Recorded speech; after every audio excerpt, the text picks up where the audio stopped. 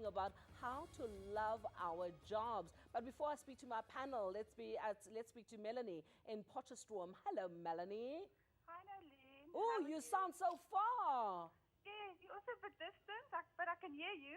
Okay, what is your question? Noleen, I'm 45 years old, and I've been working since I was at school. Yes. And, I was in sales, and I was working on the mines. I was in admin and timekeeping and all that. And I was a sales rep, but I just never found joy out of my job. And at one stage a year ago, I was an extra on Binnenlanders, which I really enjoyed. Yes. And I actually auditioned for the top billing presenter search. Yes. Because I just found that I enjoy interacting with people. And, I just wondered, if the person's so much older, that, when you're over 40-something, when they think you're old in the career market, what does a person do when you really got this urge to do something passionate, but you're good at what you used to do, but you don't enjoy it? Melanie? Yes. Just hold on, my angel. We're not on air. Oh, okay. Yeah, so just stay on the line. Okay, if you need a co-host, I'll help you. If I need a what? Co-host. Oh, Melanie.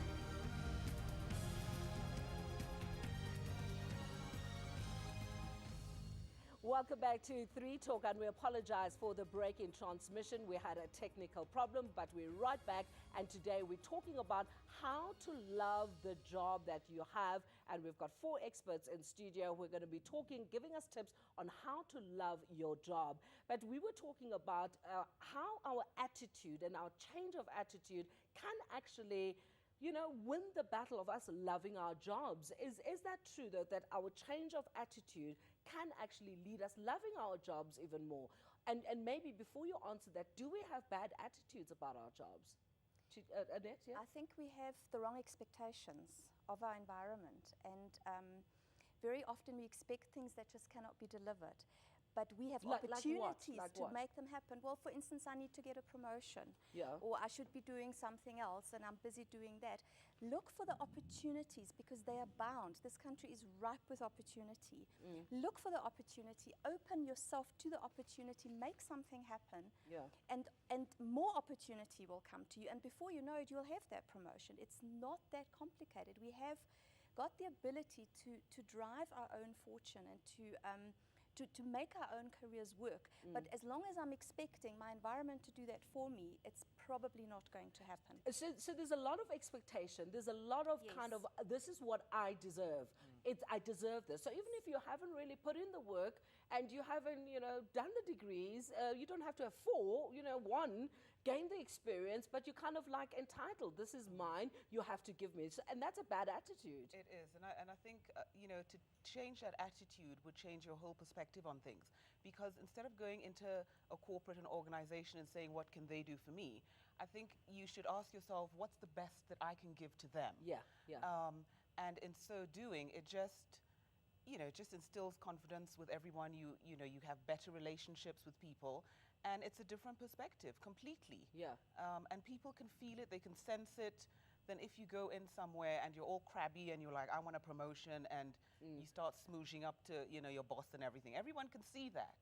So go in, and I know the word's overutilized, but go in as authentic as you can when going into the job. But I don't think it's overutilized, because the more authentic we become, you know, the happier you are. Because when you try and be someone else and try and emulate other people, you are really going to have a bad attitude, because you're keeping up this farce all the time, and gee, that's hard.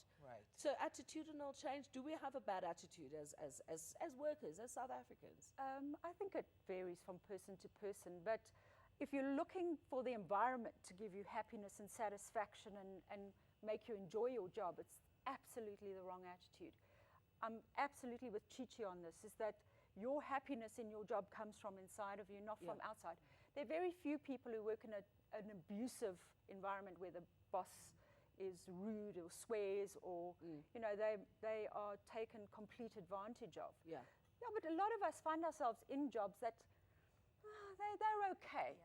But I read a book when I was young and impressionable, and it was about a janitor who found in their work huge personal satisfaction. And the whole essence of that was they did that job to the absolute best of their ability. They wanted to be the best janitor. Now, you know, it's not always about having a glamorous career and what other people think. It was that person knew the importance of clean toilets. That person knew that they got huge satisfaction in doing their job really well. And I applaud that. I think that's okay, you know, so you don't have to have this fabulous career to find inner fulfillment. You can find it in quite a simple job if you're doing that to the best of your ability. If you're not, the problem lies within. But I'm with Chichi all the way. All right. I think Melanie's back before I speak to you, Kosi. Melanie, hi. Hi, Noleen. We were talking to you, and then we got cut off. So I think you're going to have to tell us your problem or your challenge from scratch. Noleen, as you know, when you're over 40, well, I'm 45 this year. My children are out of the house and everything. And, you know, I've done a few things that I thought I would enjoy. I was in sales. I was in the time business at the mines. I worked at the university in admin. And I just never seemed to get that job satisfaction. But I enjoy working with people, and I love traveling. I've had the privilege to travel to a few countries, and I really, really enjoy that. But what I also done was, when I was in between these jobs, I was a background for a soapy on Binnenlanders. I Yes. was nurse and that, and I really enjoyed it. And I went for the audition for top billing, and I enjoyed that as well. Yeah. But you know, when you get to a certain age, you wonder, you know, is your age against you? You haven't maybe got the expertise you have for the new field or dream you're going after. And where would you say must we start? You know, you've got this passion in your heart, and you really know that. But why can't you, Melanie? I'm going to let the experts speak, but why can't you just do it? Why are you having all these self-doubts? You know, when I turn 45, I'm going to be a model. I've decided I'm going to change careers. I'm going to be a professional model. I'm going to be on GQ magazine. What's wrong with that?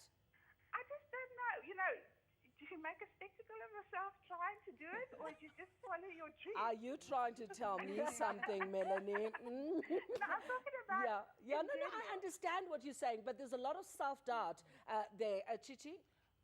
Hi, Melanie. How are you? Hi, fine, and Great. you? I think that Melanie has a really big, what we call limiting belief. And the limiting belief is that if I get to a certain age, then I can't do A, B, C. Yeah. And so obviously she has to work on getting rid of that. And that could come from childhood or whatever.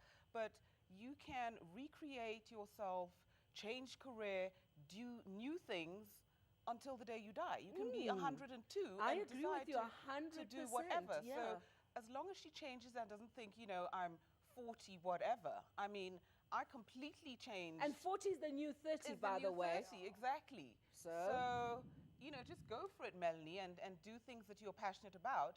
And, you know, you're one step ahead because at least she's identified what she likes doing. Yeah. So, as you say, she just has to go out and do it. Yeah. And I think that's what you should do, Melanie. There are many actors on TV, in the movies, who are 40 and above. It just means find the right market, or find the right thing or activity that you can fit into. Of course, there are things that have age issues, and therefore you need to find what's appropriate, and there's plenty of it. Yeah, at 42, absolutely. I mean, you can't, at 45, being a GQ model is kind of like, well, I don't think you're really going to make it, but there are other things that you really can, that you can do. Now, just talking about, you know, jobs, if I had my job because of the enormous amount of work that I have to do in my job, what